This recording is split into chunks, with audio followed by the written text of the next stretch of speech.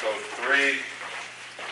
Mr. Chairman, members of the committee, have been made aware in advance of the meeting that Mr. Braun, our amended rep, cannot join us this evening. And Mr. Bartlett has indicated he's on his way and should be about 10 to 15 minutes late. The treasurer is also expected to be just a few minutes tardy. She was in the building earlier. Joe, having to step out. And when you need to, thank you very much for letting us know. First item on the agenda, Secretary's report, Ms. Yates. Mr. Chairman, I've reviewed the regular school committee meeting minutes of June 21st, 2018, and I make a motion that we accept the meeting minutes as written. Second. Motion made and second to accept the minutes. Questions, comments, discussion? Seeing none, hearing none. All those in favor say aye. Aye. All those opposed? Motion carries. The minutes are approved. Mr. Chairman, members of the committee, as you would expect, I would ask that we postpone the treasurer's report until she arrives, which is expected momentarily. We will hold that for her arrival. Next, student representatives, Jake and Logan.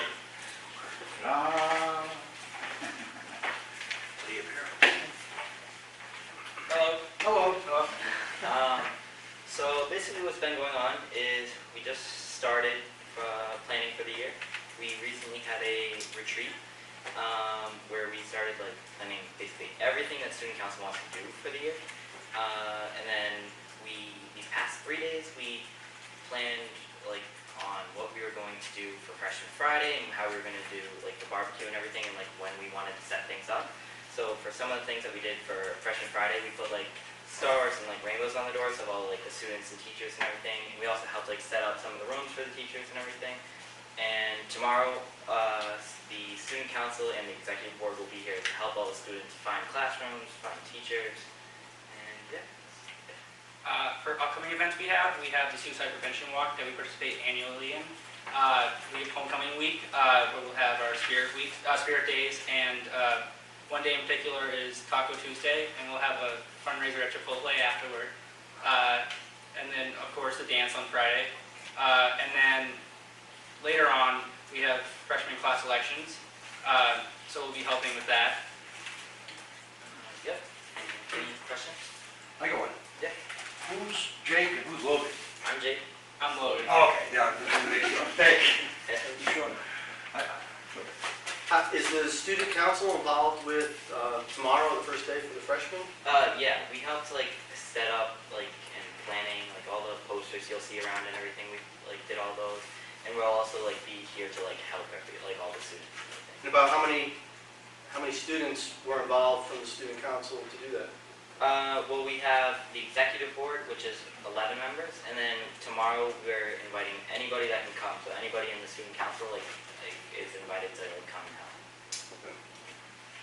I'd just like to convey our appreciation. Clearly, you've already set a nice tone for the Valley Tech experience and pride of the school with your help with the new staff who came in for the orientation, the veteran staff, and then the past couple of days, the changes that were made on the campus, and really, and of course, the barbecue, which is underway now, which clearly will involve more than 1,000 people.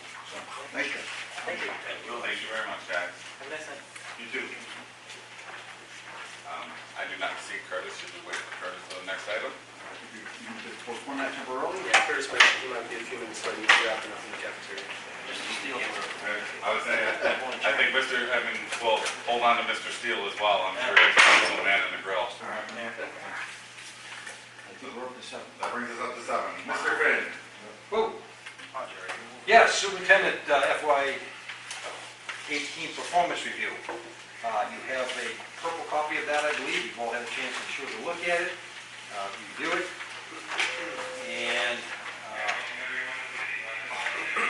additionally to that, I think there was a request from Cheryl concerning marking the scorecard, if you must, on that particular document, and then getting that back to her so we have that available tonight so that we can discuss. Everybody know what I'm talking about? Yeah. I got a cramp in my hand a little bit. There you go. So it looks like this, and what it is a document that we all had were privy to when it was first brought forward as to what the goals were. Now, what I'd like to do with this, if anybody has any objection, Mr. Chairman, if I could, I'd like to ask Superintendent if he would step out, because I think it's more difficult if somebody wishes to debate or talk about a certain issue, more difficult to do with Superintendent here. Anything that is brought up on this, obviously we can talk about it later, but I think it's easier, a better free flow of information. We've done this in the past, it's a past practice. We would ask Doc to step out and go get yourself something to drink, and then we'll call you back. Is it okay with you? I have no objection, I'll go chase down the previous two speakers. Yes, yes. Come on, no, on the way. No, I don't know.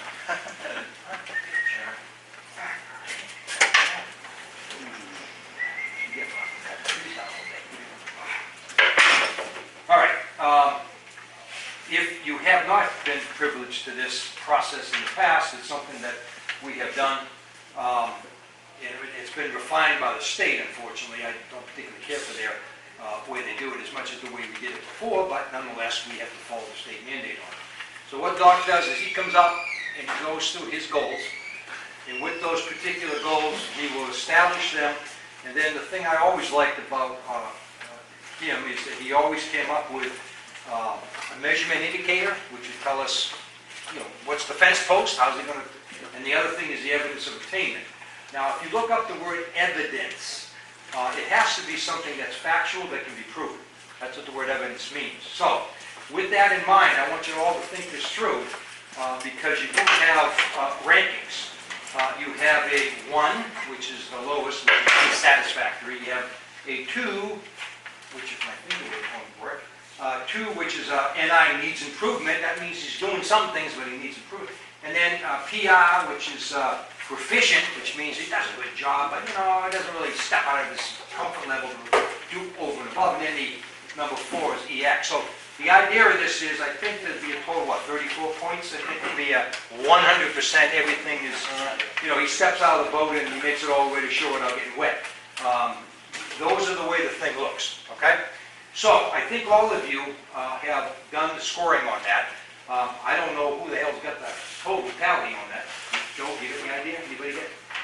In other words, each one of you passed it in, correct? Yeah, we all turned it back. All right, so I did the same thing, so all the scores are in, but I don't have any clue as to whether you guys said he's a water walker or he's all unsatisfactory. I haven't got any clue. So, yeah, as we look at this thing, since I don't have that numeric to say, well, his possible number is, and I'll make it up, is 400 and he got 392, okay, it was, it's pretty much conceded that he's good with it. So I guess the one thing, and I'm going to ask this of each one of you, Joe, is there anything here that you saw of his 6 goals that you would say he's a 1, a 2, or a 3? And those would be the 3 things that I'd be asking each one of you, so we can answer same if you would. First, 1 is unsatisfactory. 2 is NI, needs improvement. 3 is proficient. And 4 is he walks on water.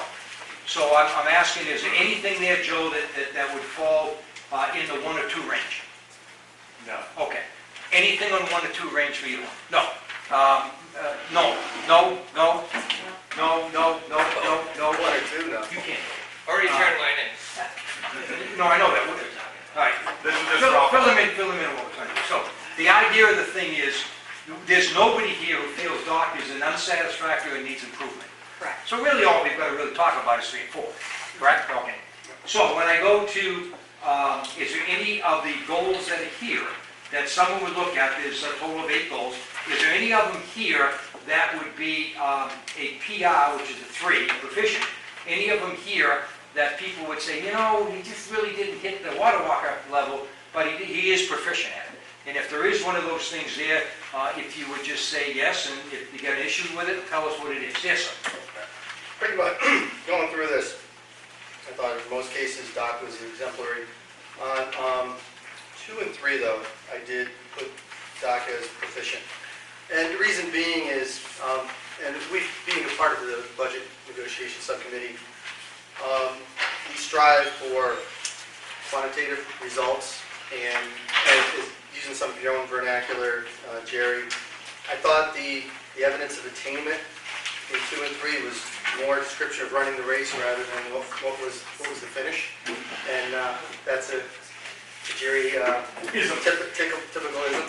So I I understand what he did here. I just would have liked to have seen a little more quantitative, formal ending and addressing the two goals. So proficient for 2 and 3. And that is goal number 2 and 3. 2 and 3. Okay.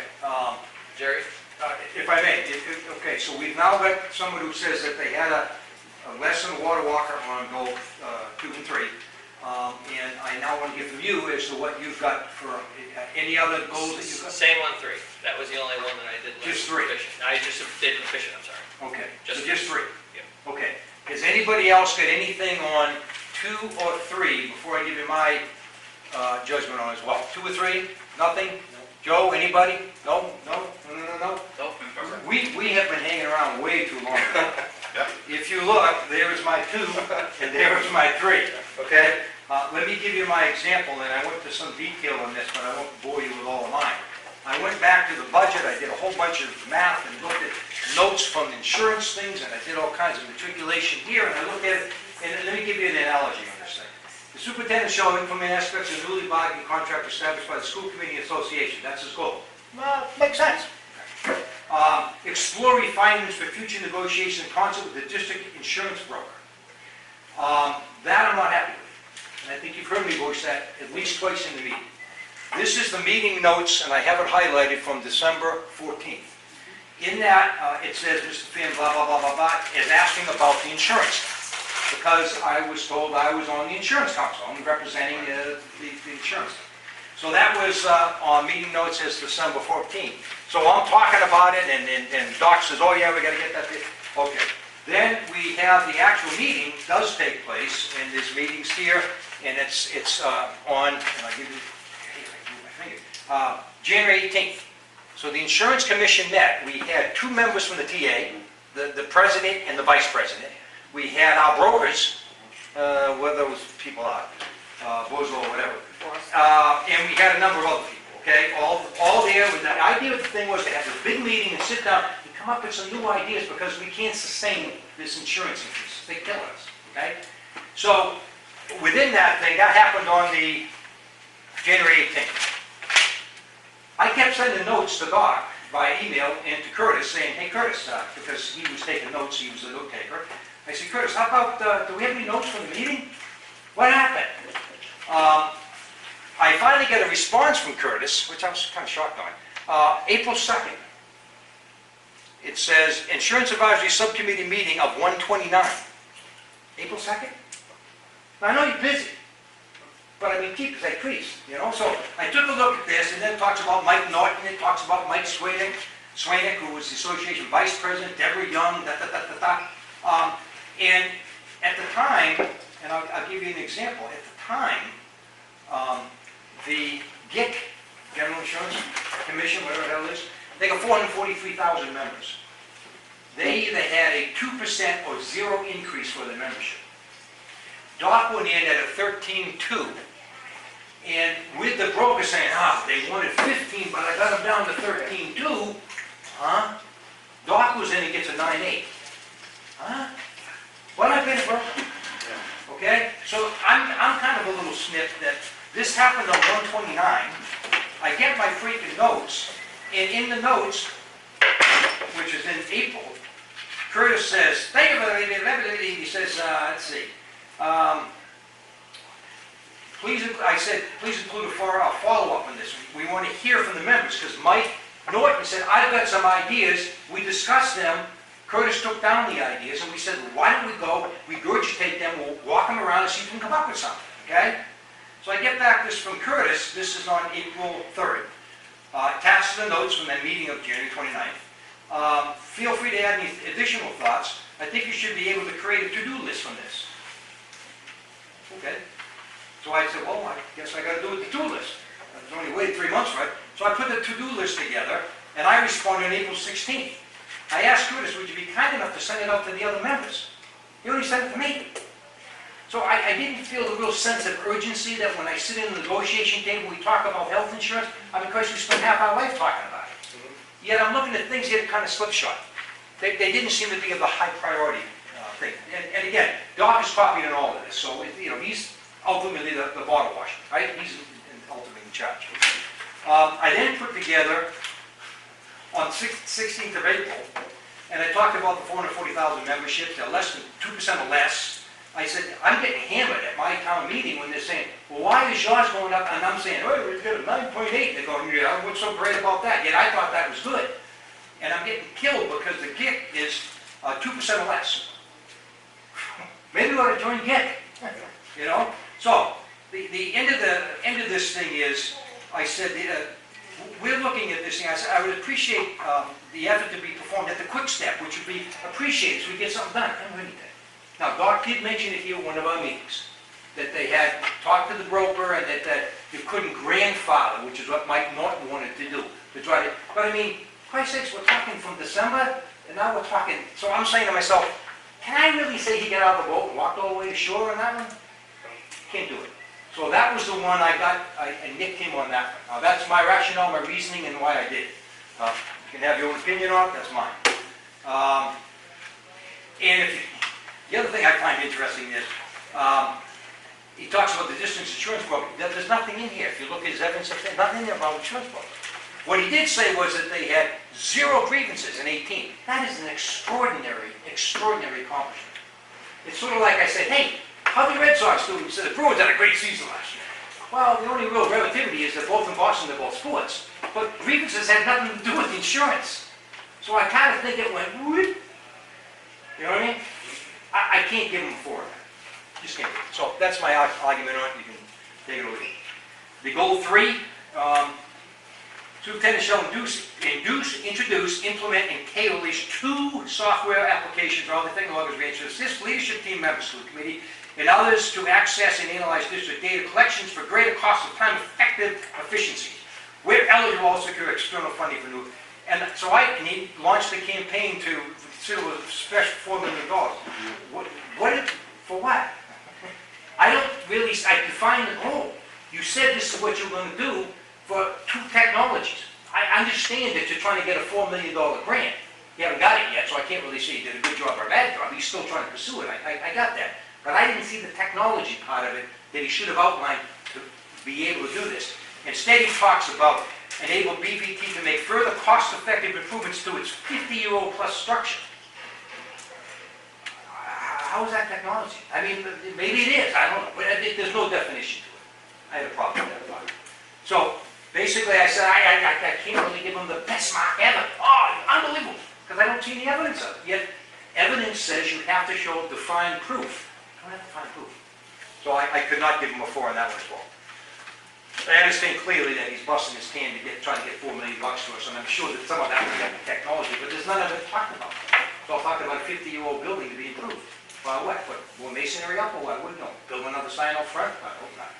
Okay? So the idea of it is, I can't give him a 4 on that. And that's my rationale on those 2, and that's the best I can. I also looked at the actual dollar values of what's going on in terms of the healthcare portion and how it's increased. But when we're getting slammed, $416,000 increase, we can't accept this, right? Yet the broker we send gets 13.2. We send Doc and he gets 9.8. Wait a minute.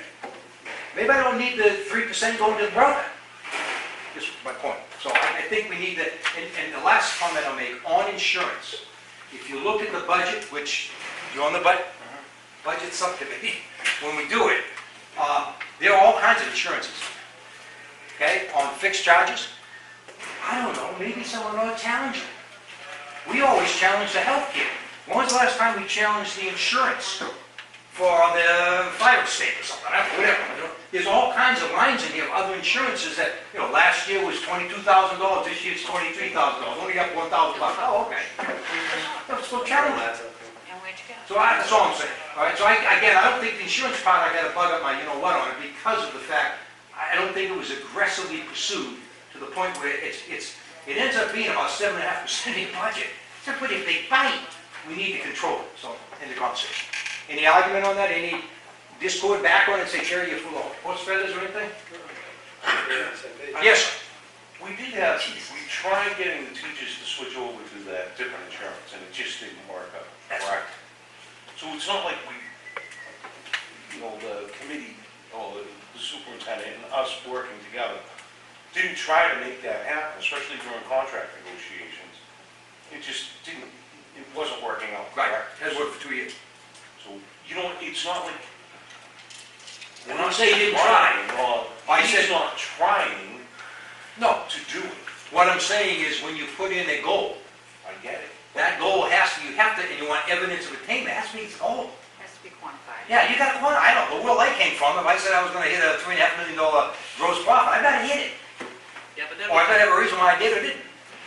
that was kind of lip service from the teachers when we did that part of the contract. Yeah, if you look at the actual amount of people that signed up. They were sitting there and they were giving us the, okay, this is this, and we knew that we weren't going to get the numbers that You had they were 15 saying. people that actually signed up for it, and to be honest with you, 11 of them were administrators. Right. So you had 4 people that came from the teachers' ranks. And And I'm not, that's just because they don't want to buy into it and they don't want it. So we gotta try other ways of doing things. Or we gotta figure out a way to cut that friggin' insurance, because it's gonna eat us alive. And it's eating us alive. So I think it's gonna be one of those, top 3 priorities. You're gonna stick insurance up there as one of the top ones. And I'm talking insurance for everything. Is insurance against freshmen? Is a line in there for freshman insurance? And it's just 15 grand, next year it's 17 grand, next year it's 19. Well, wait a minute. No, let's put it back up and get back to 14 grand, walk it back up again. There's other insurances to do, but we know the healthcare one is to fill. So, anyways, that's my argument. Yes, sir. one other thing, part of it falls on us too when we negotiated, because we didn't really go after the change in the percentages, what we pay and what they pay. And one is one of the options that we could have looked at, and that would have made a much bigger difference in the insurance itself. I don't disagree with you. When I first got here Yeah. negotiating, that was 90. I know, I was 91. You know what I mean? 90-10 when we got here. We've made tremendous strides in that. The problem is that moving that needle down by 1 point, $100,000 bucks? Something like that. Remember, we had a ratio, what it was, 70,000 to 1 point or whatever. Well, we knew what it was. It's all the other things that you gotta look at. You gotta go with Joe's talking about. We gotta get them to a high deductible. Because without that, we're getting killed. Or, you know what? Let's just go to the gig. You got 440,000 people. You got a little more weight than you do with what? 200 here? Well, I mean, let's not get too far into negotiation strategies.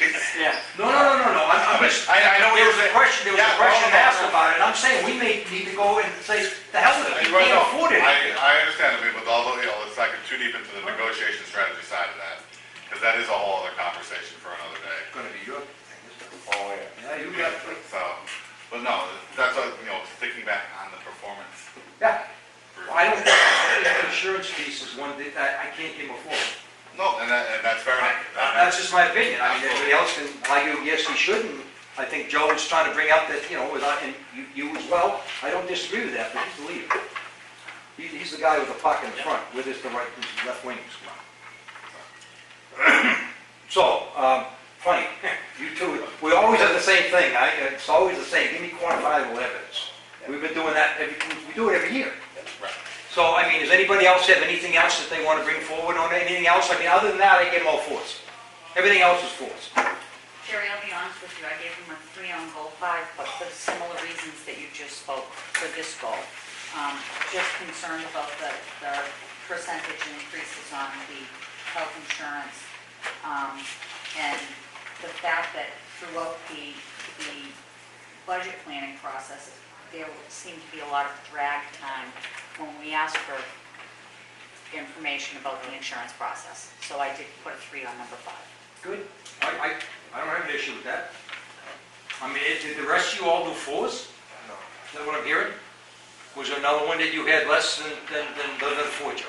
No, I think it was the same as Julie's talking All about right, 5. so you got two fours there on goal 4. Anybody else over there? Joe, anybody have anything other than fours? Huh? Everything you touched on, including. You had that same thing with 3? Okay, so we're all kind of hitting the same spot. Yes, ma'am? Jerry, can I ask a question? Yeah. This document, does this document stay in-house, or is this the document that is submitted to the state? I want to tell you, I think that this is the property of the state, and I think the total score, as I understand it, is sent to the state, and that they can request, if they wish, to get the documentation. I don't think that the state can ask for it, or they can send it anytime they want. I could be barking up the wrong tree. Yeah. You can weigh in on this on goal number 4, and please don't take this the wrong way, Paul. There was a special note made under the evidence of attainment under goal 4. And I was just concerned whether that special note was appropriate or not. It's a function. We're using any individuals. I kind of, I just felt like that was a kind of a conflict of interest. Maybe. I'll talk to Doc about the special note Okay. because I don't know that it actually. We do appreciate it very, very, very, very much. Yeah. If it does go to the state may say, well, it's not special. Right, that was Right. my question. Well, I think it's a good point. Well, not what actually occurred, it could give the wrong impression. Yes, it could. And we all know it's about appearances. Right. And it's about It appearance. could be. I don't disagree. I think it's good. I didn't catch that. That's a good one. Yeah, it could be two. Yeah, I didn't catch it. I was thinking it. That's okay. I was thinking me. That's okay. Well, he made a good choice on this, in your mind. Well, he didn't make the choice. He elected to be part of the team that was from He us, wanted to be the and winning then team. Milford made their decision. We want to be the winning team, and nobody agreed. Okay, so we're good on this side. Yeah. Over here, anything other than the two we go out with? No, you're good with the rest of them? Exactly. You good with the rest of them? Anything else, Chet, anything? No. Anything you wish to bring up on any of them? You're good with all of it, right? You good? Everything? I felt the same way about that comment. I read it a couple of times. Just that. Seemed funny? Just yeah. Yeah, it's kind of like, why are you mentioning that? You know, it's like not necessary in this type of format. in a Exactly. performance review. I don't disagree with you. You didn't have anything to do with it. I have nothing to do with it. Yeah, okay. All right, so. That was the best thing. And I'm happy about that. Now that we have, I would assume if you, just in your head, do the math on it, it appears that we're gonna be somewhere about 3.92% out of 4. So the question really begs itself, since they don't have half percents here, it's either 3 or 4, in terms of the numbers. Well, that's Not a percent, in terms of the numbers. Well, no, those numbers will get averaged out, and that'll get taken care of when the state gets rid of When they take the total. When they get to take the total, they do decimal points for the purposes of those reports. Okay. Because it's an average, it's across the board. Okay. So, Okay. Cheryl will compile all that. Okay, so if that's the case, then we gotta take a look at this thing. And it says Superintendent FY Goal Attainment Confirmation. So I guess we need to take a vote. We don't have a hard number, so I can't really tell you what it is, but I know you're less than 4 and everything, and I know Paul is, and I know you are, and I know I am, so obviously, it's less than 4 on all of them, and there's 8 of them, is 32, so he's somewhere like 29, 27, 20, whatever, okay? So if we want to vote on that, we can vote on it without that knowledge, except the fact we know it's not. Well, I was gonna say, I don't think necessarily we have to vote on, It says vote. the vote is for his, Did he reach the goals? did Yeah, and I'm saying, you got like, he achieve enough for his bonus? Yeah. Remember the performance and the bonus? yeah. That's what that's for. Yes, and I'm saying where you're at 27, 28, 29 out of 32, that's pretty close to getting a yes. Okay, Yes. there, I mean, yeah. We agree. Yeah, You good? we agree. Right. Everybody good, everybody agree? So, okay, You're gonna you know say what, absolutely not, no, we don't wanna do it, then. We don't have a written motion for that, do we? No, but we need a full motion. I know we need a full motion, Yeah. because under a letter to sign right next Go to ahead, it. make a motion. I can't make a motion. I can make a motion. I make a motion, we get some biofreeze for Jerry's hands. Man, Second. no, I was kind of Stick it in the ice cooler. It's like cramping up. Stick it in the ice cooler. The question What is the question, Joe? the question that we need a motion on is whether or not Dr. Fitzpatrick has exceeded his 8 performance goals established for FY18 to authorize the maximum dollar amount appropriated for successful goal attainment for $10,000 per his contract that was signed in June of 2015. And I make the motion that yes, he has, and we should. And I'll second. Motion made and second to approve the Dr. met the goals to receive the incentive of $10,000 per his contract. Questions, comments, discussion? Because if there wasn't enough. I'll make one comment, and that is that is the same amount of bonus program that we've had for him since the start. Yeah, now we're going up. I want to let you know that. Okay, I just want, it's the exact same number we had for him when he first got here. So nothing's ever changed on that, so I feel very confident that he should get it. And that was what, Well, 1974? I'm actually, Standard, I I can't. was gonna say, as I'm looking at this saying that there were 8 goals, I'm wondering if the contract might still have said 5, but he always puts in more. He's never sat, We don't give him the extra money. we don't give him extra money for it. But as we were sitting here discussing the fact that there are 8 goals, and if he only had to really achieve 5, this is. But that's a statement. So, Used to be. Any other comments? Seeing none, hearing none, all those in favor of approving the incentive compensation for Dr. Fitzpatrick, say aye. Aye. All those opposed? Motion carries. It is approved. Somebody grab Doc out of the hallway. He's going to take, I think he wore off the floor. Sorry. Barbara, the home watch papers. You're allowed to come back. And with that, we will jump back to Just your jury boss, not even feasibility. How are you? We're going to circle back to, actually, I. Love don't fit. Oh, wait. Barbara. I'll do my curse when you get it. I didn't go back far enough on the agenda. So included in your packet this evening was the June 30th treasurer's report. At the end of June, we had $6,269,309.25. Local funds were $5,475,606.37, and project funds of $793,702.88. So this is the cash balance as of the close of the fiscal year. I understand that our auditing team has been in already, and I worked with reconciling cash balances with them, and they seemed satisfied with the information that they were provided and were able to reconcile cash for the audit. During the month of June, we got our second half of our transportation funds, and you'll see that extra $478,000. That pretty much accounted for the increase in our balance. We also had the payroll warrants, so our payroll expenses for this particular month was high because we had that extra pay period, which happens every 3 months. Yes. And I think that's really everything. That's really everything that I wanted to know. Move we accept the report. Second. Motion made and second to accept Ms. Osh's report. Any other questions, comments, discussion? Is that transportation number up or down versus last week? I believe that it was slightly higher than the previous years, but you know how we get 50%, that usually comes December, January, the other 50% comes So in. this is half? This is half. Okay, that's why I was just curious whether Yeah. it is half. Right. Good half. It's a good half. Is this, is this a same accounting firm we've had previously? It's the one that we changed to. Stanley was the guy, he's no longer. He's no longer the guy, Right. no. We use Haig and Samadi.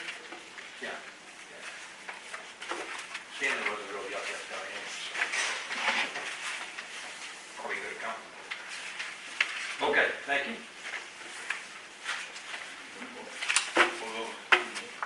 Oh, I'm sorry. Yeah, the motion's on the table. Jerry distracted me. It's easy to do. Any other comments? Seeing none, all those in favor of accepting the report, say aye. Aye. All those opposed? Motion carries. Mr. Chairman, members of the committee, I spoke with Chris, our business manager. He's filling in for the cafeteria manager whose father was in an auto accident earlier today, and went to respond to that, and therefore Curtis ended up filling in for the food service person. But I just spoke with him. I can respond to the items on the list. As the treasurer mentioned, the independent audit, which is a requirement of a regional system, not necessarily not a requirement of a local K-12 system, the team has been in here and completed their work, and they certainly seem upbeat. At times there were 6 or more participants to the term, and they agreed to share an exit report before they provide you with a final report. And I trust that you recognize the independent audit is a key aspect of submitting that to the Department of Revenue, which in turn certifies our funds, particularly our excess and deficiency funds. So that's going as scheduled. And I have to say, once again, that with the Treasurer's help and the business office and all the team members, they put in extra time to make sure all of the proper materials were available for the audit. Okay, the audit, if their work is not done, the audit can't really commence, or they would then discontinue and come back.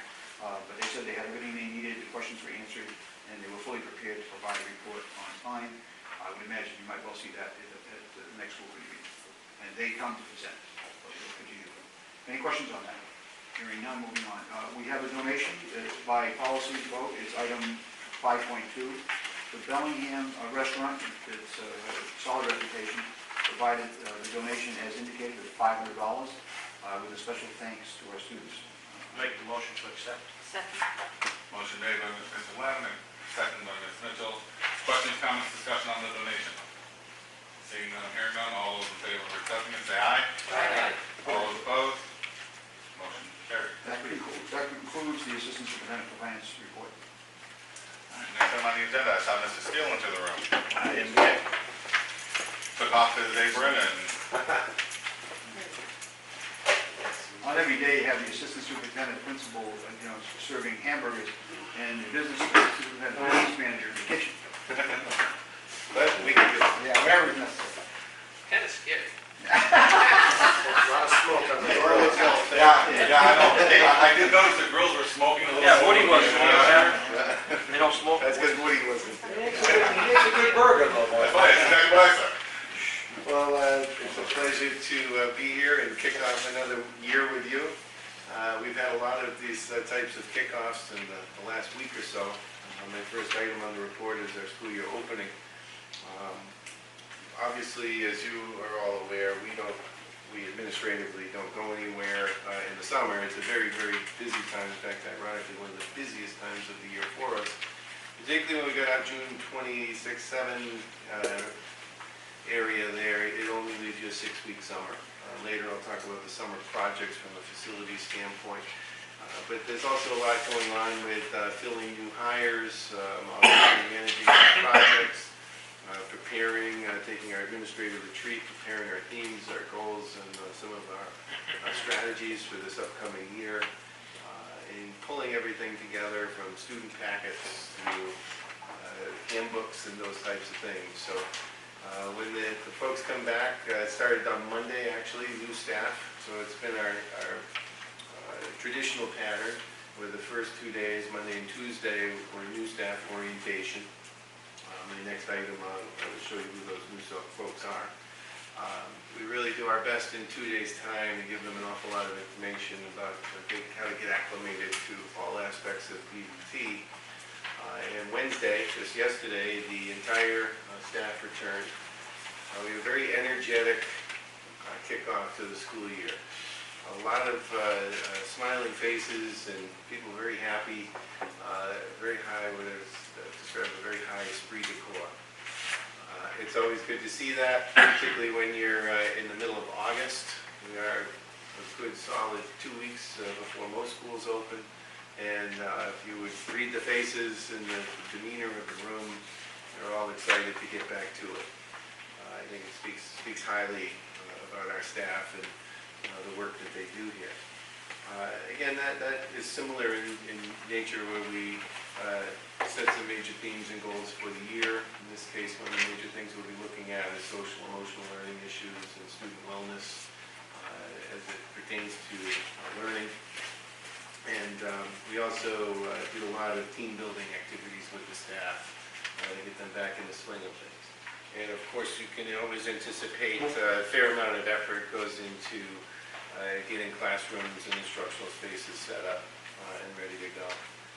The cookout, as you all know, is today, and you're part of it.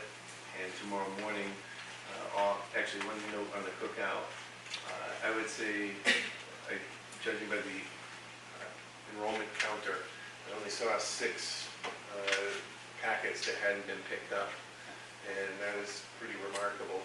Usually we're looking at, we've looked at in the past, somewhere around 2/3 participation. Here we're looking at, say, 310 out of 315, good in that neighborhood. So incredible attendance tonight, which is always a good sign. It tonight's event was not mandatory, it was optional, but that's the level of participation we saw tonight. The students really got the first time to see each other together. And I always say tomorrow morning, when freshman orientation takes place, is the first time they assemble as a whole class. So a monumentous occasion tomorrow morning that we're bringing together the class of 2022 for the first time ever. And in 4 short years, we will prepare them for careers, college, and life in general. And have a very good track record of doing that. So the freshmen tomorrow, by themselves, we will get them oriented and acclimated to the building. And Monday, all students are back. We're back with over 1,200 kids in full swing. By the time Labor Day comes, this will already be a well-oiled machine in full rhythm. So, and that's important, because that's when a lot of schools are just starting, and we have already well underway, full steam at that point. So that's a typical year in its description, its pattern, but I would say overall between students and staff that I've interacted with, very high morale and esprit de corps and enthusiasm and excitement to start this next year. Questions on the school year opening? Okay, moving on to the update on new personnel. You do have an item, I'm not sure if it was given to you. It's in the packet. 6.2 is an overview of the FY19 appointments. You'll see that there's a blend here of appointments from new faces, new hires that we've never met. There are also some folks here who are returning. That would be the folks in blue. Some folks have been here but are in a new role. Those would be the ones listed there in yellow. And you can see we have made changes to both, or all categories, instructional, administration, and support. All in total, I think it's 10 new faces, and the rest are returning and or taking on new roles. So we are happy to welcome this incoming class of new employees, new staff members, and basically get them introduced and acclimated to the Valley Tech family. Questions about new appointments? Is that like an average of 10 each position? Probably less than average. Yeah, You think it's less? it's less than average. Yeah, typically I have somewhere between 15 to 20. So I'm a little lighter than normal, but it ebbs and flows. I wouldn't read much into that. But on the average, on the stats, it's probably fewer than normal. Thank you. You're welcome. Questions on new staff? Appointments? Okay.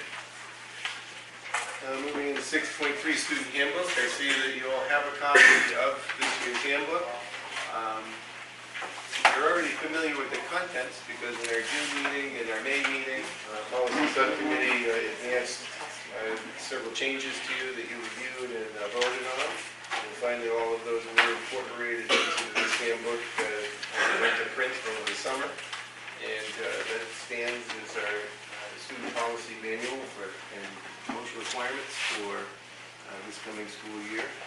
And also features an agenda that was designed with student feedback in it for writing assignments and helpful aids and formulas and things like that are in it.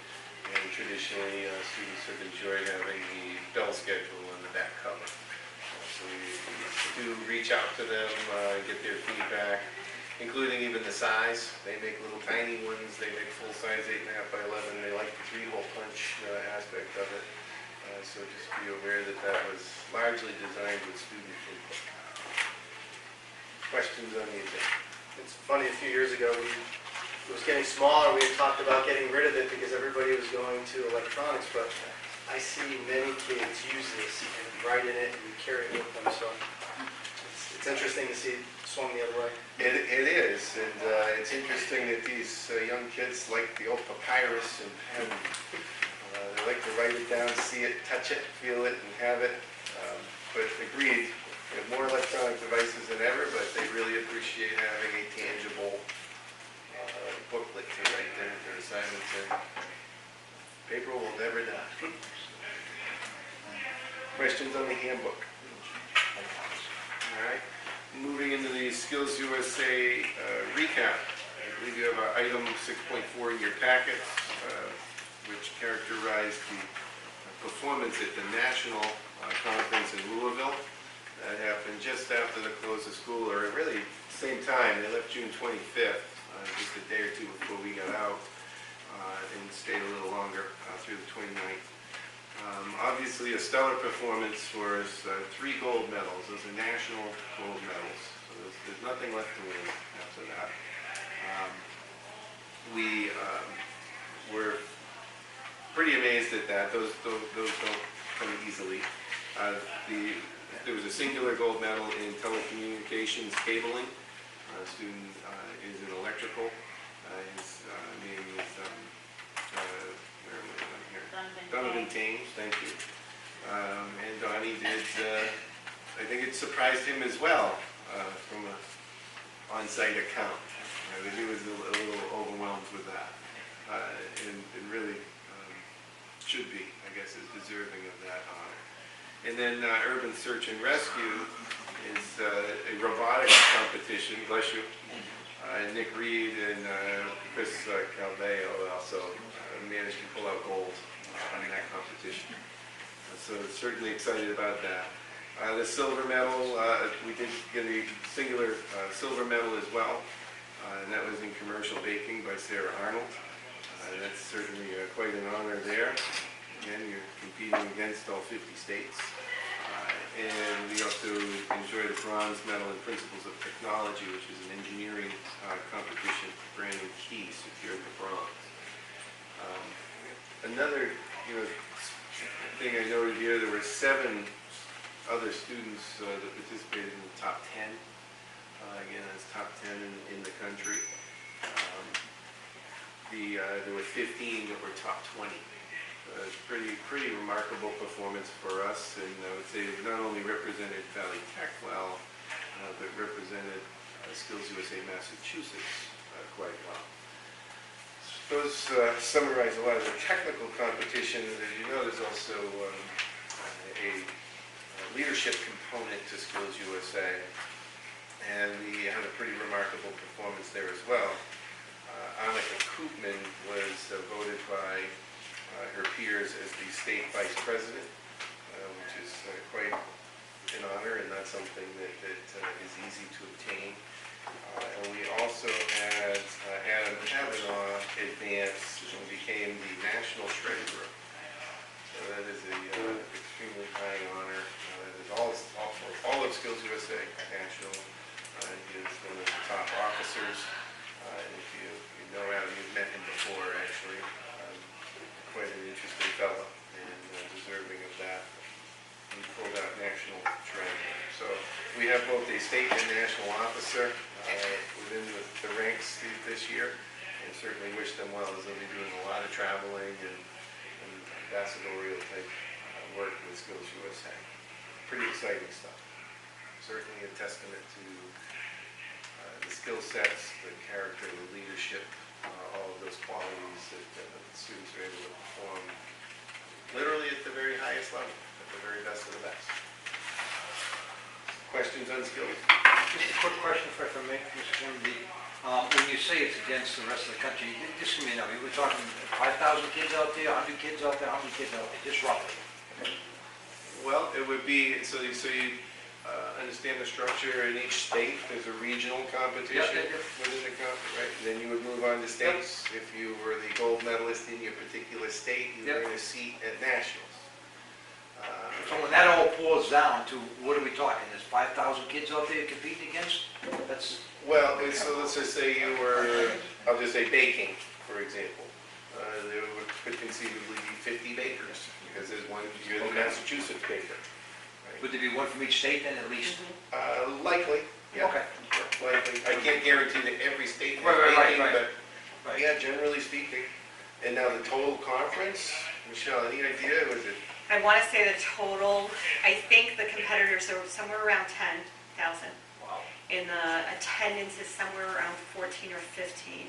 And you had the leadership component. Because you have the, right, and there are contests that we don't even know that, that are out there too. It's such a wide, Right. but about 50, actually I think we almost run 52 in some contests because I'm pretty sure Puerto Rico and Guam both sent. And I know that from pin collections, but highly sought after. Thank you. So when you say there were 15 in the top 20, did that include the medalists?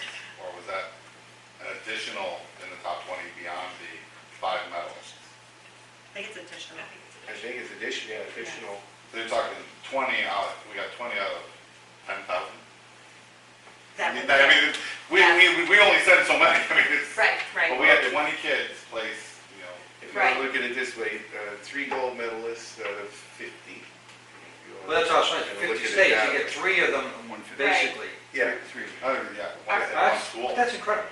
Right. Yes. So I want to try to get scope on it. And then one in silver and one Yep. bronze, Yeah. so. Alright. Let's just Our say, results. all total there, you have 5 podium finishes out of the 50 states. From the little town of Upton. Right.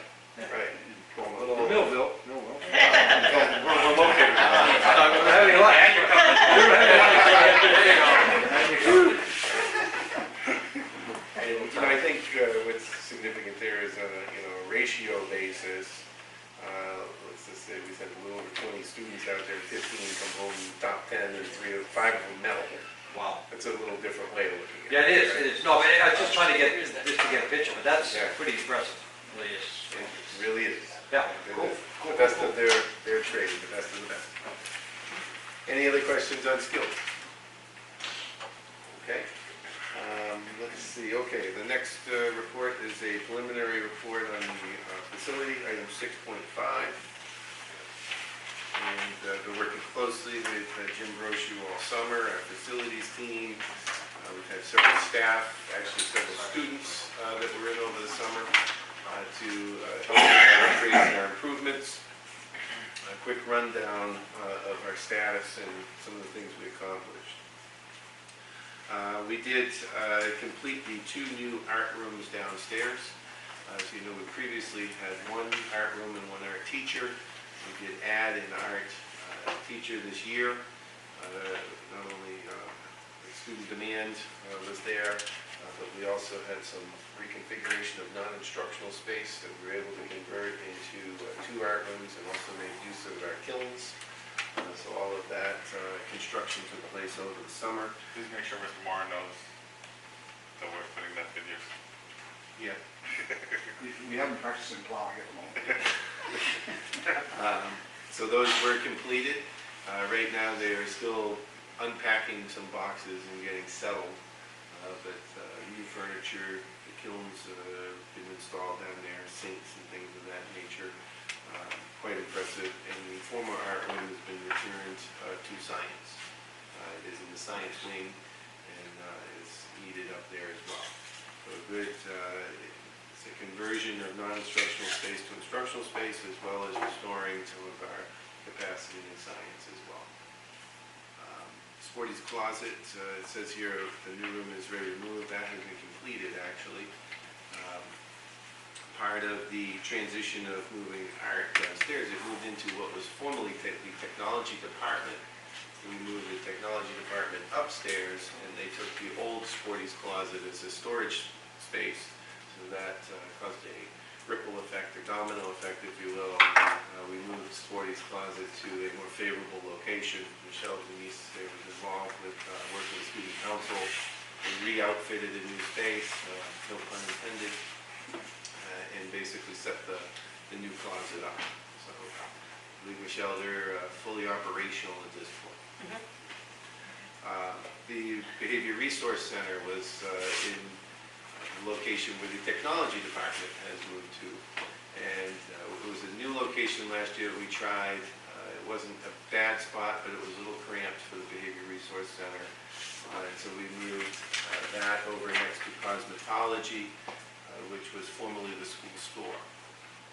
So it's much more agreeable or amenable size for the traffic, and it's also a lot of functions with attendance and things like that. Very happy with that move. And also with business technology, and actually largely Michelle Denise's help, Business Tech is looking at more of an online store to go with the modern times than a storefront brick and mortar type scenario. So another domino there that caused a positive effect in the end.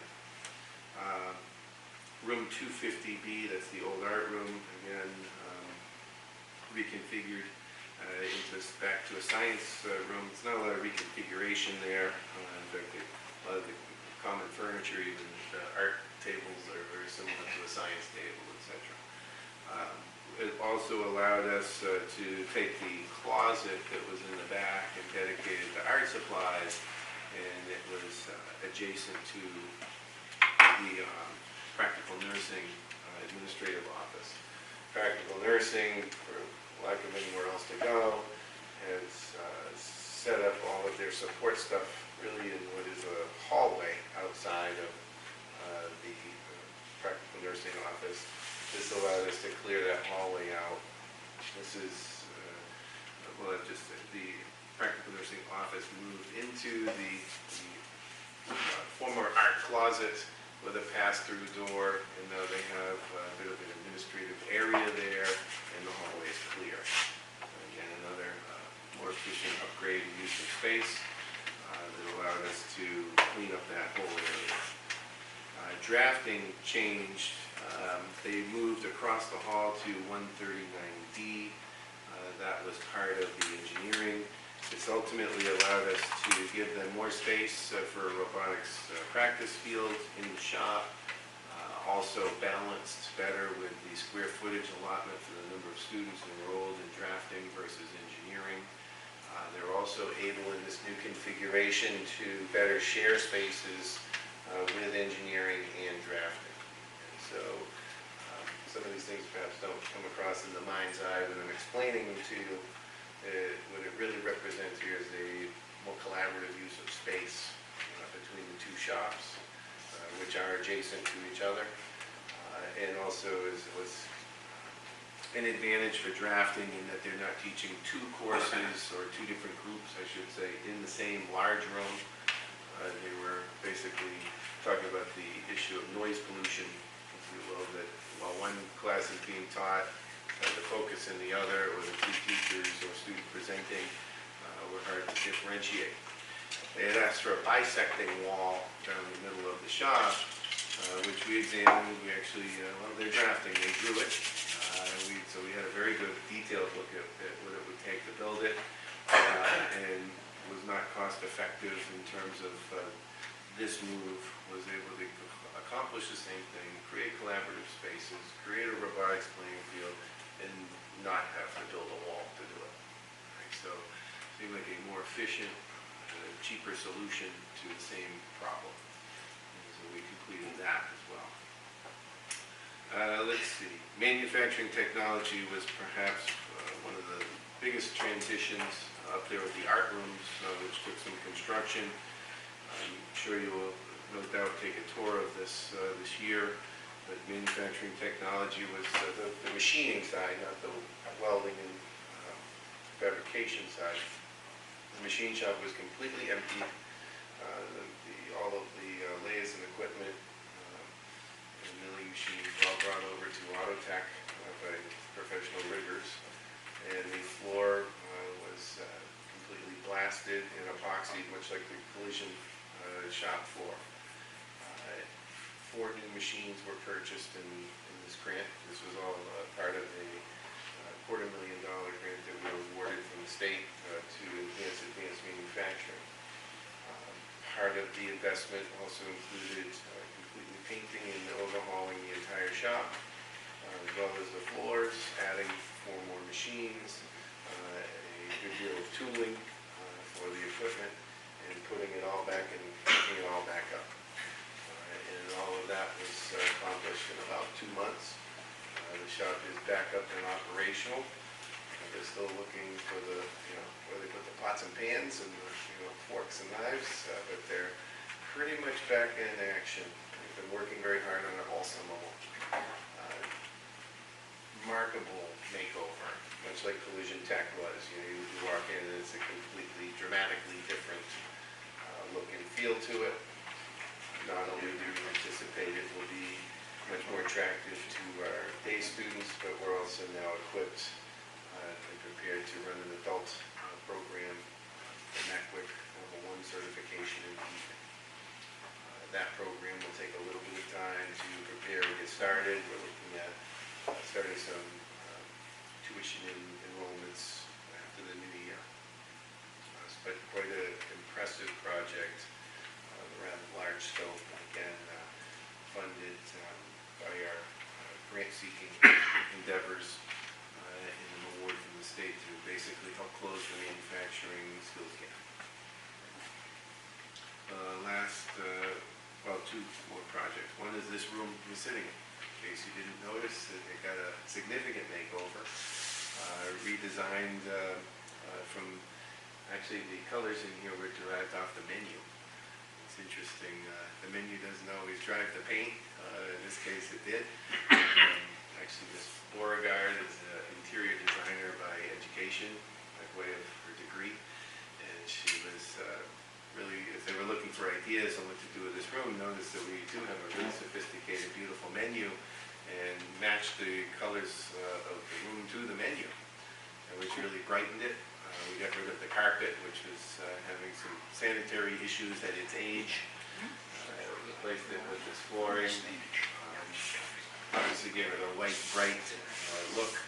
There's still some graphics that will be done on this wall behind me here that haven't been completed yet. The lighting is actually the same, and it looks different because it contrasts differently.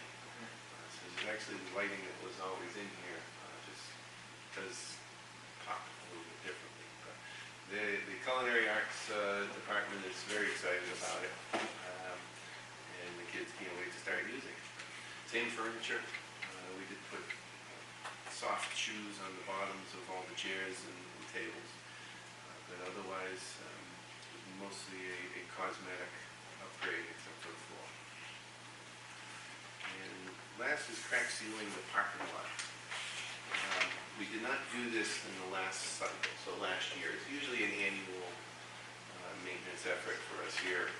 And so we're 2 years now as we approach a crack sealing maintenance effort. And that's contracted work. That's not something that we are equipped to do ourselves.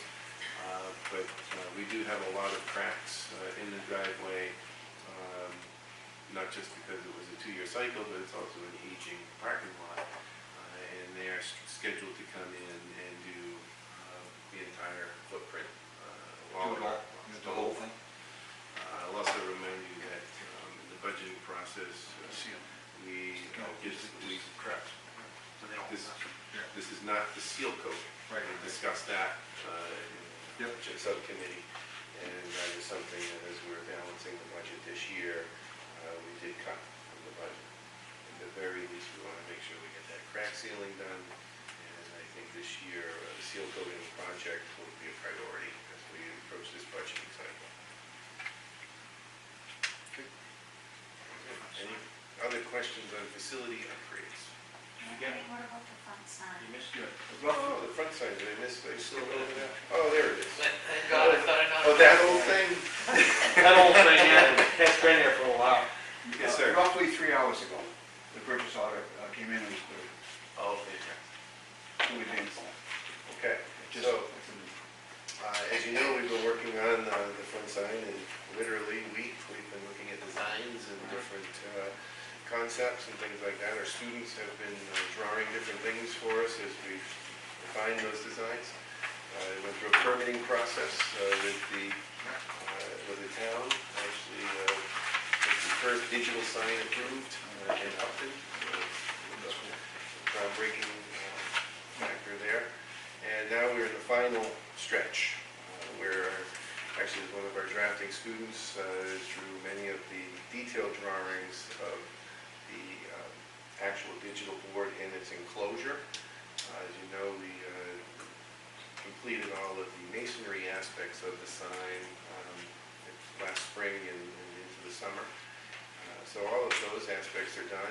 Now we are going out to actually manufacture said drawings, which is to build that enclosure, the metal aspects of the remaining aspects of the sign that will house and protect the Watchfire digital screen, double-sided screen.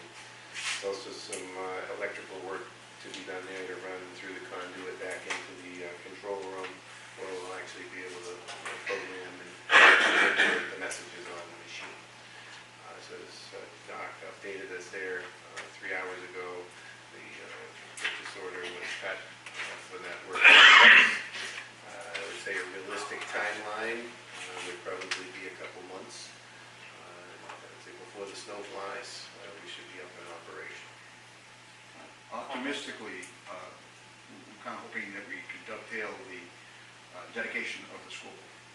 It's homecoming weekend. Correct. That's the goal. Well, I work with facilities, I'm on a committee, and one of the things that was kind of holding up that was that we were concentrating on that board like that. So it's not like we're not trying. The board came first. The kids are just stretched very thin, and we're asking them for a lot, and instructors. So we're really concentrating on that, to get that done, get that out of the shop, and then we can concentrate on the sign also. Yeah, we took on 2 major sign endeavors at the same time, simultaneously. And He's done. You hamburger me. just the interviewer is still away. Smoke. Second one tonight, There you go. Anthony. And we did. We asked them to do as much as they could possibly do. You're all ultimately calling it the same skill sets in the same shops, and we give you 2 large projects. It's one aspect of working with students and teaching them on our own projects, when you do our own project. But both, I will say, regardless of the time frame, have come out with incredible quality and craftsmanship. That's unmistakable. Just while we're talking about signs, for the scoreboard, are we pursuing advertising space on the digital sign? Is that something that will happen this year? Are we looking at that? The initial concept included that. We focus so much on launching and implementing. We have not yet created a marketing device. But it is something we're going to look at. Conceptually, that's the future expansion opportunity. And our next building committee meeting is September 11th, so we'll be starting the season off really well this year, and still trying to stay on track and do some more tours and keep everything, updated with the committee. That would be important for Ted. Yeah. Yeah, I've already Okay. notified the date. Any other questions on our summer facility updates? All right, I believe that's the end of my report. Thank you guys very Mr. much. Chairman, make one comment. Excuse me, I was talking to Doc also about this. I read this empowerment versus entitlement. Yes. I want to tell you what, it's one of the finest articles that and you always do a good job on that. It's one of the finest articles I've ever read. Matter of fact, I used it to talk to some of the people at the Board of Selectmen meeting about this. And if you haven't read it, I suggest you do so, because you're dead on as to what's going on today in today's society. And I tell you what, you did a fine job in this, and I want to compliment you on it. Thank you very much. I will tell you that it was a difficult one to write. I heard it was difficult not to be inflammatory or insulting, because you're dealing with a sensitive topic. Yeah, indeed you are, but I tell you, you did a nice job. Did it 4 hours? Yeah. Nicole was very interested in helping with this piece, but I could see the woman's touch. thank you. Good to see you, everybody. Thank you very much. Good to see you. Thank you. Next item on the agenda is actually Dr. Fitzpatrick's report. Mr. Chairman, members, item 8.1, I'd like to point out with appreciation that all 13 members of the current school committee completed the necessary time-sensitive signatures to be on the ballot in November, and we're delighted to have all 3 members back. We appreciate their previous service, their focus on students, and the willingness to help serve as ambassadors and liaisons to the communities, and also represent the industries that we respond. I will be conveying a message of appreciation to the 13 town clerks at some point, possibly with a gift certificate to come to lunch. But I do thoroughly appreciate your willingness to renew, and look forward to working with you. Thanks. Your names will be on the ballot in November for all 13 towns. And to the best of my knowledge, with the exception of write-ins, you have no competitors who are seeking their seat. So, any questions? Item 8.2. Chairman, there's a document, the yellow document here, that has the directory. We generally encourage people to examine whether or not we have the current cell number and home phone number, or any other number that we need, and to make us aware of any corrections. Here's a complete directory of that. Any questions on that? Seeing and hearing none, moving on. At this meeting, 8.3, generally through the chair, we trust that in our check and balance, we encourage very active subcommittee participation. It oftentimes drives improvements throughout the district and as far as our operation of it. And we encourage people to make the chair aware of the district and serving. I know Mr. Finn has been among those who has encouraged all members to serve in some capacity. But I would like to point out, there is also come to our attention, if a person in good faith indicates a willingness to serve, but their other obligations prevent them from attending, it disrupts the subcommittee process and the quorums of the subcommittee. So please, if you can't do it, let us know you can't do it, let the chairman you can't do it. And so we can continue to have fully functioning subcommittees. Any other comments? I would just add, just because you may not see a vacancy does not mean you can't be interested. Please let me know. If you're interested in a committee, even if it's a bigger role. Because there may be people that could be looking to step down, but don't realize that there's somebody else willing to serve. So we continue to serve almost as an obligation.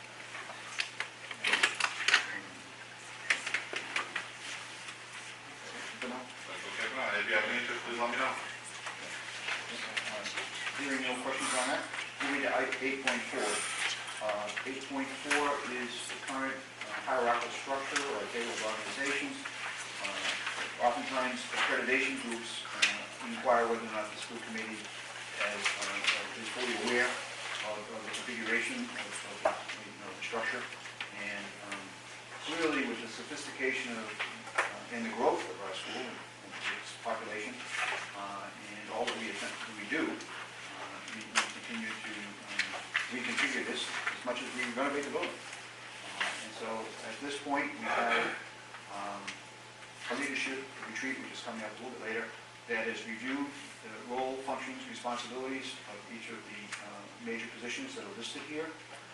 Job descriptions have been done, new contracts have been devised, and everything is up to date. We have no voids or elapsed situations relative to the leadership team. I think we're very pleased. We have had certain members of the leadership team leave because they've been recruited to go someplace else, and that's to be expected. You can well imagine, I would not be surprised if all members of the leadership team have not been encouraged to consider other opportunities, but have decided to continue to be part of the Blackstone Valley family. I've shared the information. This question for me, Mr. Chairman, are there any dramatic changes done on the previous ones? I don't know, if anything that changed dramatically, you just highlight quickly.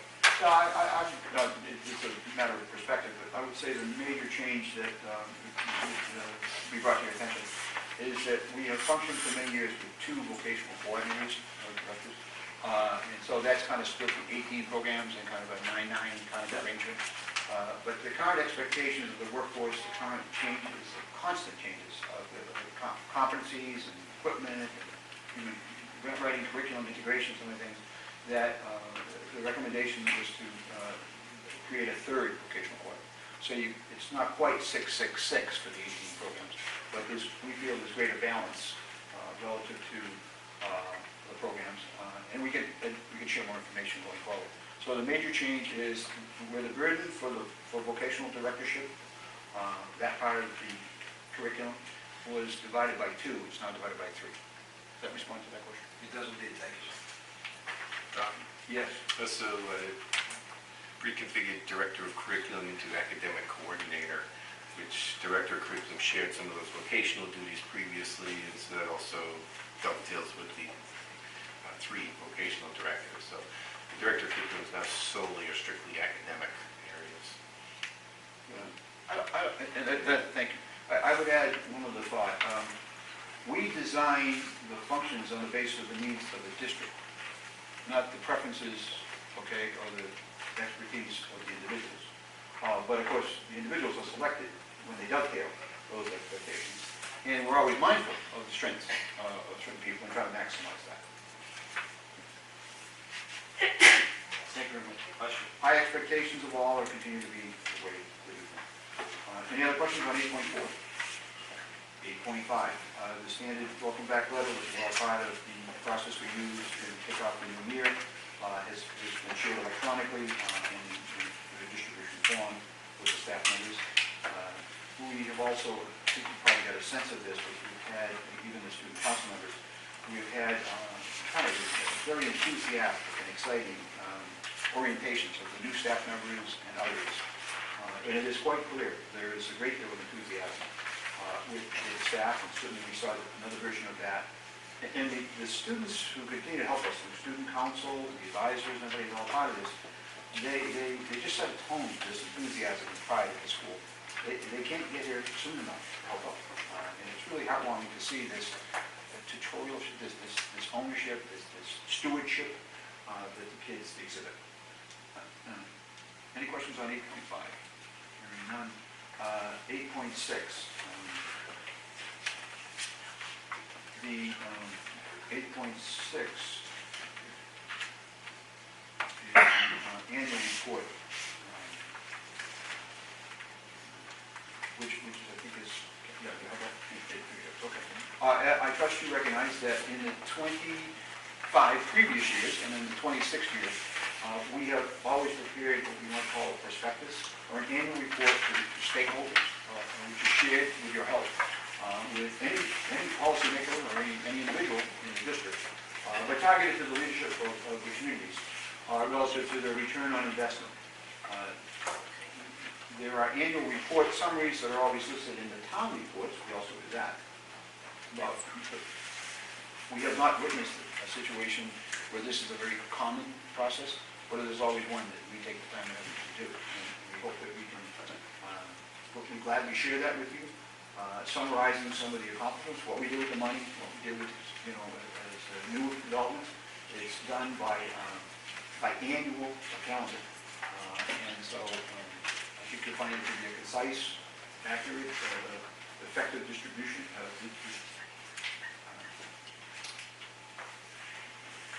summary, if you will, of things that were accomplished in the past cycle.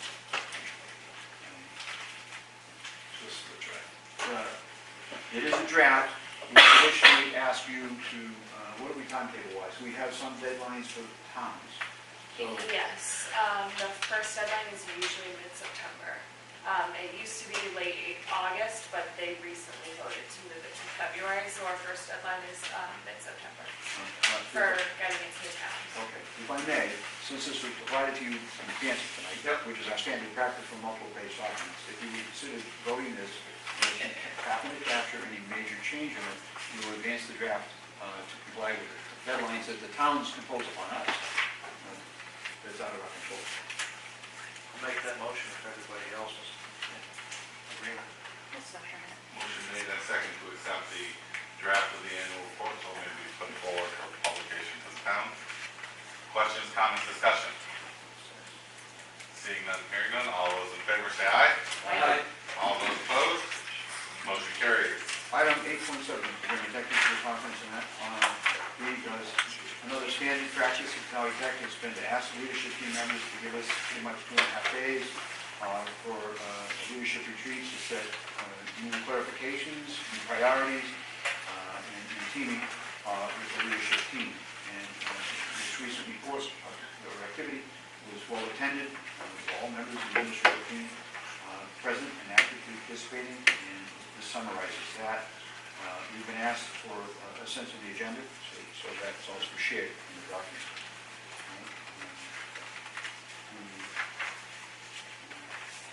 Let me point out that one of the things that the superintendent does in this process is to share goal summaries. I know this was taken up earlier on item number 7, but even that I didn't participate in that because I can watch it on TV, I guess. But just kidding. I'd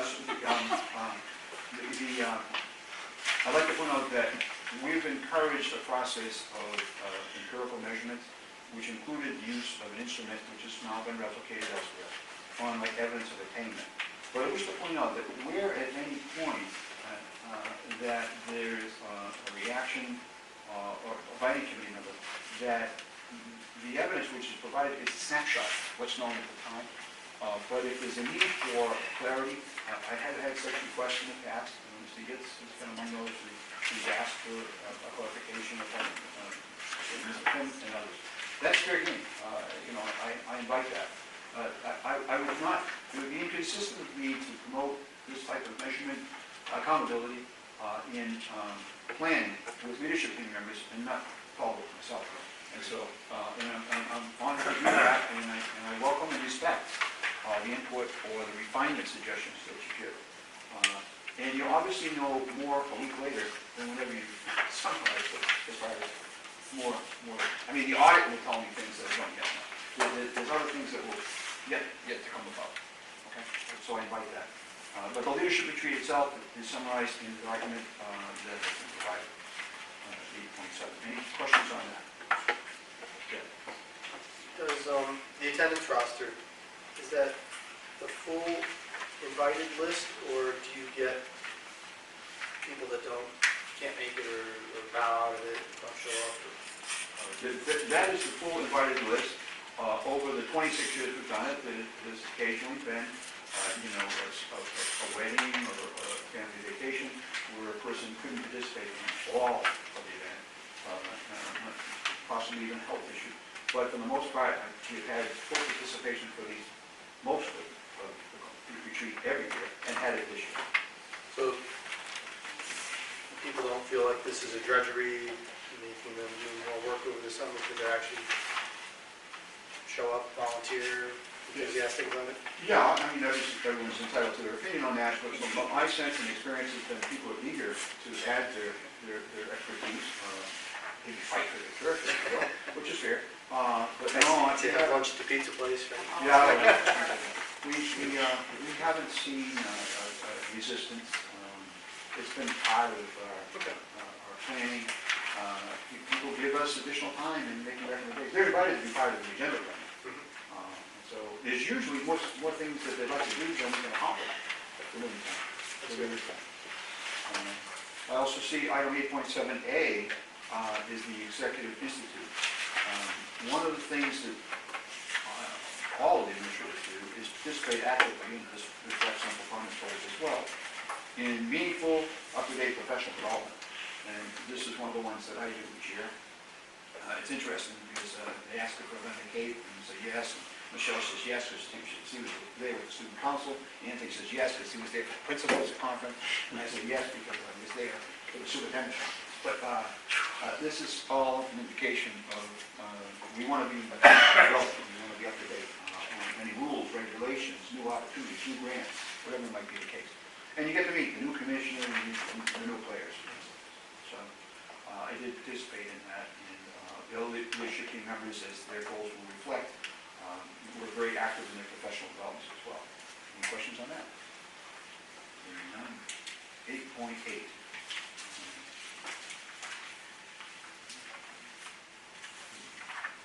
At the time of the mailing, we had only the resignation that you witnessed from Caroline Martell, a teaching assistant. And once again, we have an individual who worked with us who offers compliments as they transition. And so it's a smooth move. I can point out, since this topic is being addressed at the moment, it's handed out tonight with two new ones that just arrived, actually, hit my desk today, but I was aware of them, at least one of the two. And a long-term teaching member of the nursing program gave notice. The school responded to the support of her family as her husband passed away some time ago, at the quarters of the last school year. And this drove some new priorities and some changes, and we respect those. And so she gave us notice. And then the former receptionist, who's also a mother of one of our students, I assume the student remains. I assume that the student remains with us, but Cassandra, Yes. she gave notice that she also had developments outside of us that required this leave. But once again, like the other two, offers very favorable feedback on their experiences with us as employees. Any questions? Hearing none. 8.9, we have, as Mr. Finn mentioned, the parent and alumni newsletters. There is significant upgrading in our technological releases, or digital. We found that these enthusiastic parents are far more inclined to access that information through electronic means, and we can see the hits. Okay? So we're glad to provide more information. You'll see the dates in here on the homecoming, the dedications, things like that. We encourage you to be participants in anything that allows you to join us. Please have it. Any other questions? Amen. We have the 2018 Selected Massachusetts General Laws that are provided to you through the membership of the Mass Association of School Committees.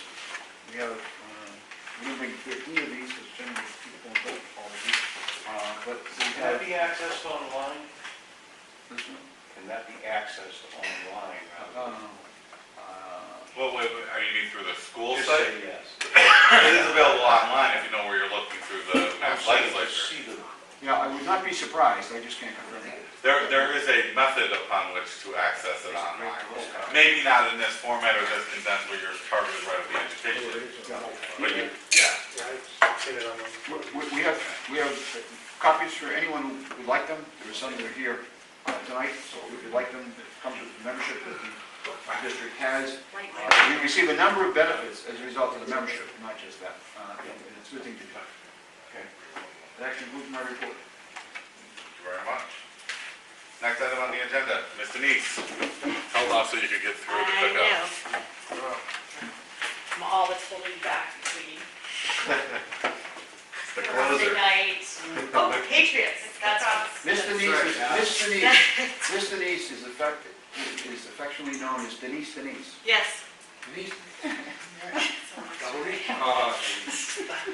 If everybody takes one. There are staff members who think that my name is Denise. So that's always enjoyable. People I've worked with for years. That's always a funny one. You worked with them forever, they didn't know. That's so funny. So now I use it for some administrative things. Denise. I'm going to pass out right now. This is a listing of the final listing as of this morning of the freshmen who have been accepted from your towns. At the bottom here, you're going to see your town name. So if you just pull your list. Okay? Does that make sense? I typically provide this to you as a reference because I know that there's a lot of town members that will ask you or talk to you and you want to know who you expect to be hearing from. So these were not sent out to you in your packet. I had asked Cheryl that I'd have until today, given that our numbers were changing up until today. So that's why I'm doing the handouts. They're as fresh as can be. So sort of status update for admissions. Freshman class sits at 312. The sophomore class sits at 306. We actually didn't have openings in the sophomore class until last Friday. If that tells you, we were really watching this as, I think we had one opening and then the others came in on Friday. So we just recently offered seats, and those seats are just pending enrollment confirmations. They've all accepted, and we're just waiting for them to be entered into the system. So 306 currently will end up at 309, possibly 310 into next week. And juniors at 308, and your senior class is 312. That is the first time we've gone over the 300 mark heading in. So 1227. We took in one junior. Again, we only take juniors and seniors unless they're coming from a sister program. This particular junior, you'll see later on, came from Aspet, moving into Uxbridge, I believe. So our total applicant numbers, freshmen and then upperclassmen, we did, and you can see right now where we are for acceptances. We had 57 declines from the original pool that we offered from. And you received the handouts. On the side chart, you can see your numbers. Again, I give you sort of a history there of where your numbers are. That's where we stand as of today for acceptances. Some things I'd like to tell you. Certainly, as soon as this admission season ends, which is really won't end, we'll fill these seats if seats become available through the next couple of weeks, really into mid-September if we can. If anyone, a lot of times we might have one or two kids that do come and decide this is not for them, whether it's the pace or just in some kinds it's homesickness. We will still go down our list and keep offering. We don't just stop. We work hard to get those next kids in because they're waiting. But as soon as we do that, we're also moving into the next admission season. We will have our kickoff breakfast on September 18th. This is a great thing that if I ask you all as committee members, if you have any influence on your school systems back home or if you want to share this date with them, this is a chance for us to invite them into our school and to give them sort of a kickoff. And we do have district schools that don't join us on that morning. So any influence you have to have them join, it would be nice. We always invite guidance counselors, the special ed directors, and either principal or assistant principals to that. Michelle, you and I have discussed this before. We had a circumstance where one of the superintendents had requested that he did not receive that, therefore he did not know about it. Has any further consideration been to the fact that if we send them, especially to a new superintendent who, in the case of BMI, just started about 3 weeks ago, We could probably certainly. has no knowledge of it. I would think it would be appropriate if you send it to him, and then you can copy the subordinates that would be involved. I think would be the proper way to do it with him, at least, because he's ready. I'm okay with that. Thank you. I think with that. That's good, thanks. So, And if you could copy me too, I appreciate it. I'll follow up with it. sure.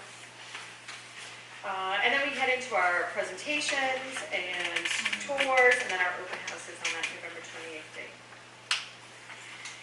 The last thing on here that I mentioned, and I don't have for you tonight, but I will in a couple of months, we have worked hard.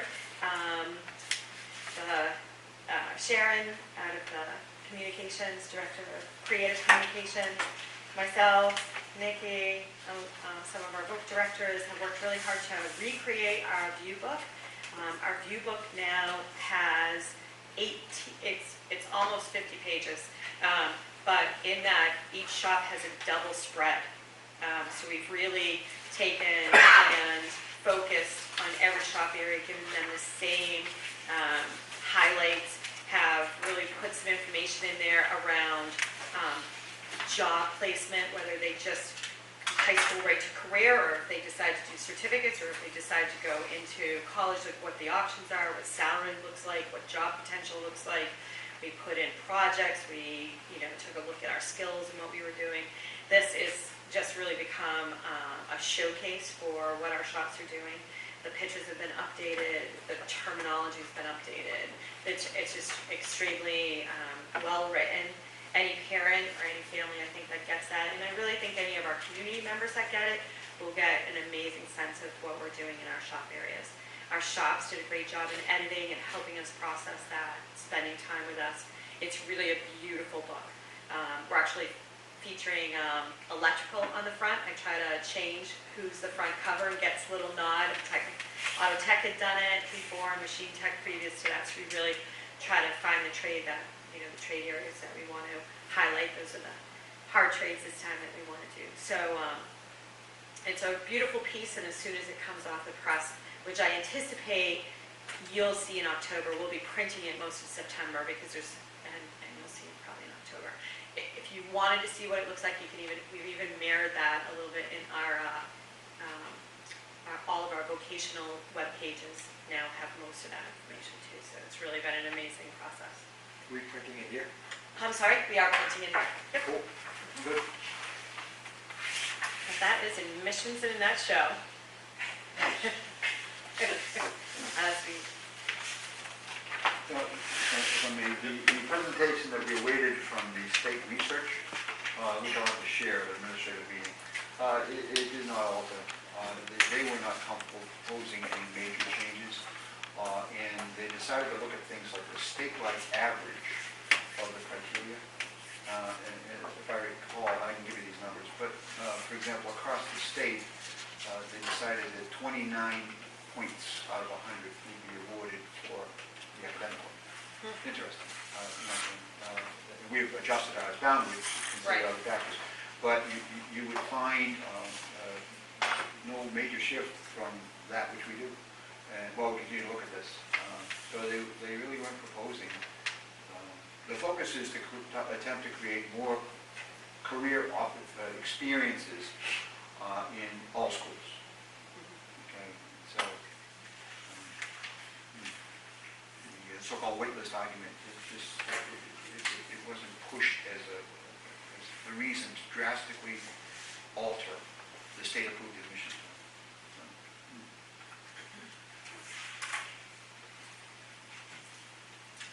Any questions? I just got, I only have one, but on Millville, just for instance, you've got 2016 had 6. Right. Now, is that the October 1 head count number, or is that, again, August of 2016? Pretty much the August, but it's So it could be either 7 or 5 or B6. right. But And that's just a freshman number, right? Correct. That's correct. Correct, but we don't know whether that number is actual for October 1 head count, correct? And the same on September of 17, where it was August of 16, and then August of 18.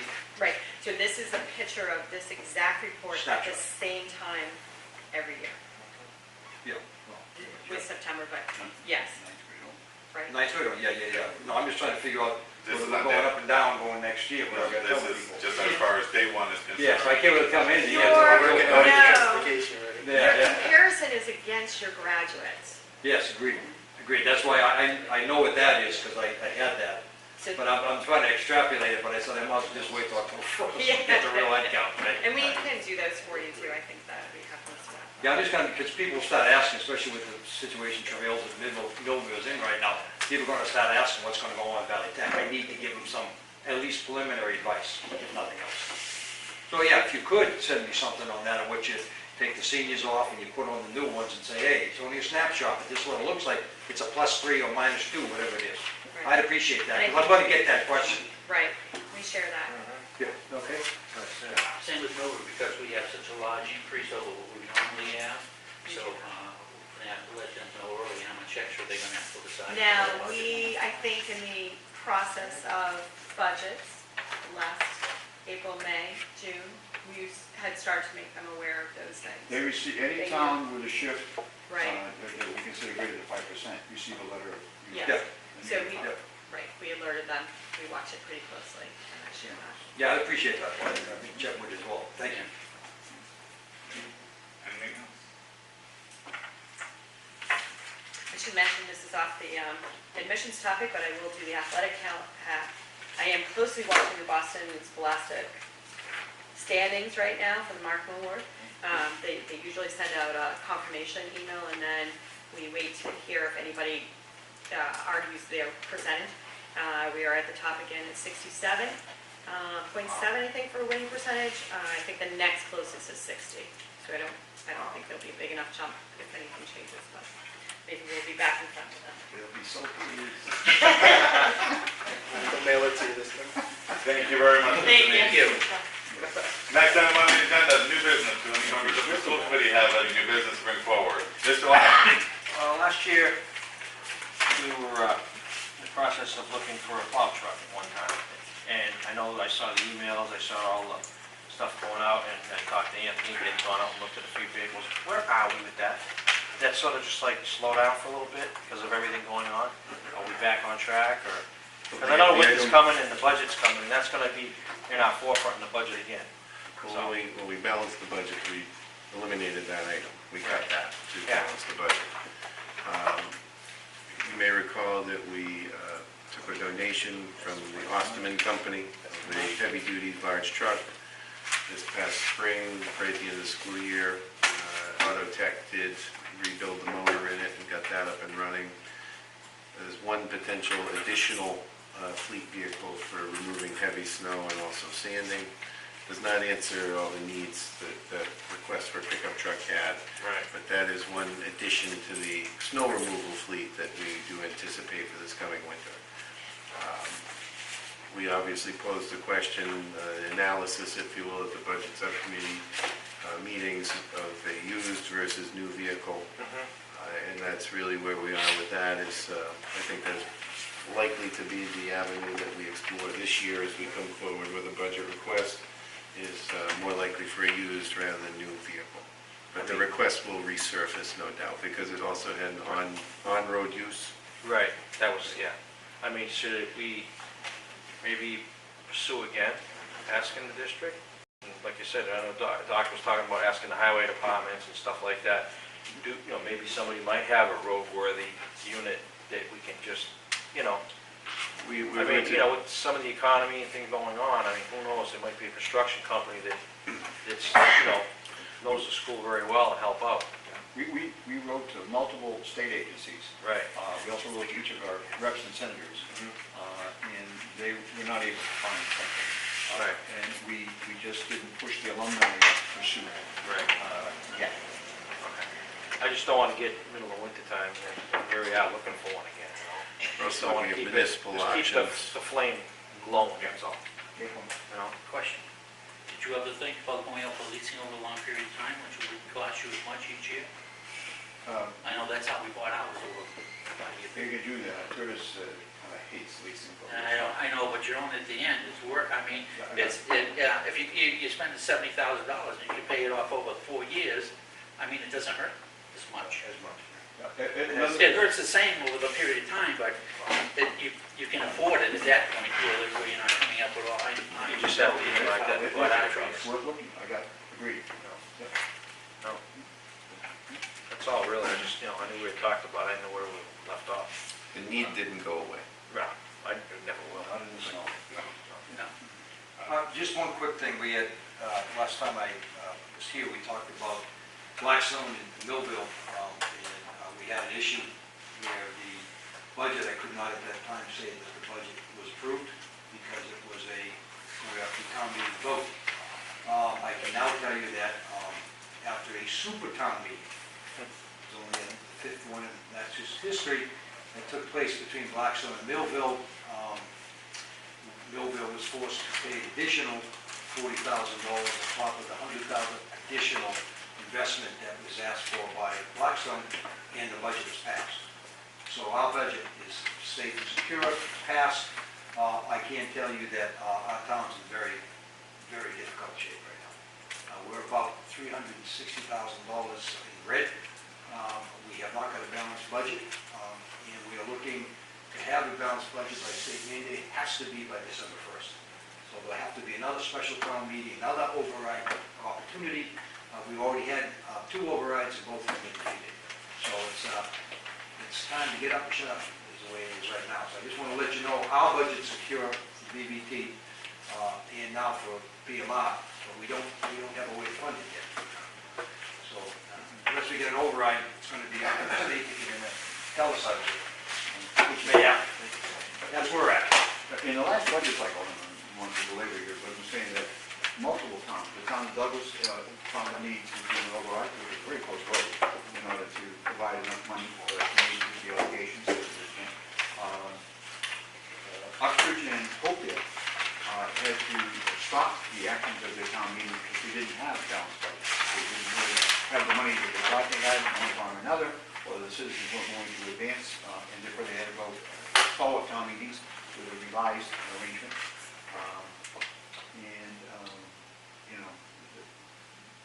That was Uxbridge and Hopedale. There were multiple financial challenges that towns faced to get through the most recent cycle. So they're struggling. It's fairly well known. We've also spoken to both the senators and reps about this, trying to find alternative ways to help the member communities in any way we can, and any way they can. In actuality, that we looked into it, but there was 32 override votes this year in Macomb, which was the highest number they've ever had. We happened to do one, so just to let you know where I'm. Any other new business for school committee, from the school committee? Doc, do you have anything? No, you. All right, thank you. Items for the good of the committee, as always, are available. Feel free to take a copy and peruse. Use as you see fit.